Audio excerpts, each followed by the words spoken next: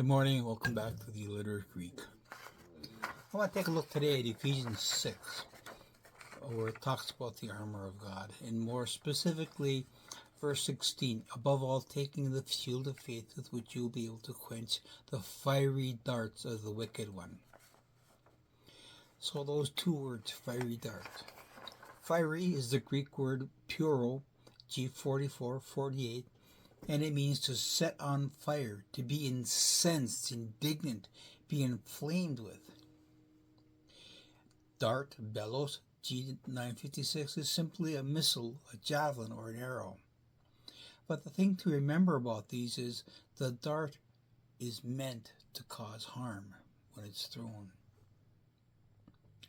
So in Paul's time, one of the weapons that the Roman soldiers carried was called the plumbate, and it was a shaft about 2 feet long, sharp on the one end, and it had a heavy lead weight on the other end.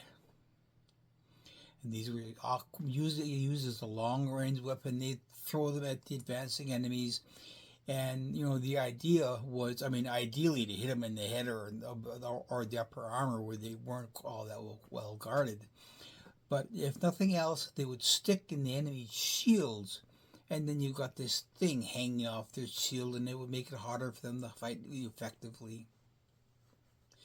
And then once the long-range weapons of the darts were used, the adversary was able to close in on his enemy and then use the sword or the dagger to inflict serious injury or even death. And even so with us, when we are not focused on the task at hand, the enemy throws darts of discouragement, distraction, and falsehood. Remember what that word fiery means: to set on fire, to be incensed, indignant, be inflamed with. And you think of all the things you hear around nowadays that are meant to set you on fire, to incense you, to make you indignant, to make you angry. An old friend of mine once made a comment about, he was a metallurgist, and he said, there's something significant about metal losing its temper. When you apply heat to metal, it loses its temper. And all too often with us, when heat is applied to us, we lose our temper. Oh, something to think about. So Proverbs 18 again reminds us death and life are in the power of the tongue. How many of you have noticed it's so much easier to be sarcastic or negative? Well, this is one more reason why in Philippians, Paul says, whatever is true, whatever is worthy of reverence, honorable, just, pure, lovely, if there is any virtue or excellence, if there is anything worthy of praise, think on these things. Fix your mind on them. Titus 3 reminds us it's not by works of righteousness which we have done, but according to his mercy he saved us through the washing of regeneration and the renewing of the Holy Spirit. Fix your mind on those good things.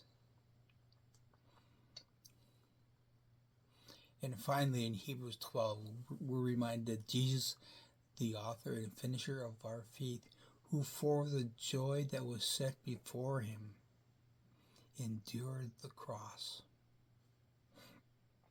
He didn't let the cross anger, incense him, or make him indignant.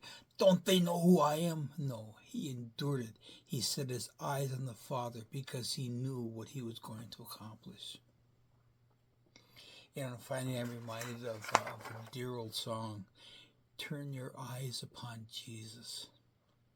Look full in his wonderful face.